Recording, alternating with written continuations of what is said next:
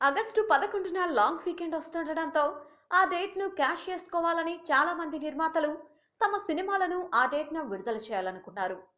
ముందుగా రానా నేనే రాజు నేనే మంత్రి, బెల్లంకొండ శ్రీనివాస్ జయజానకి నాయక, నితిన్ లై సినిమాలు అదే రోజున రావడానికి సిద్ధమయ్యాయి.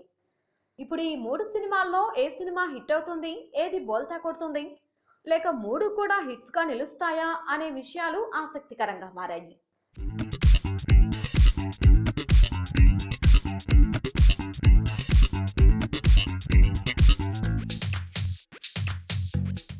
అయితే ఈ 3 సినిమాలు ఒకే రోజు రావడం కంటే కనీసం ఒక సినిమా అయినా ముందు రోజు వస్తే బాగుంటుందని ట్రేడ్ విశ్లేషకులు భావిస్తున్నారు.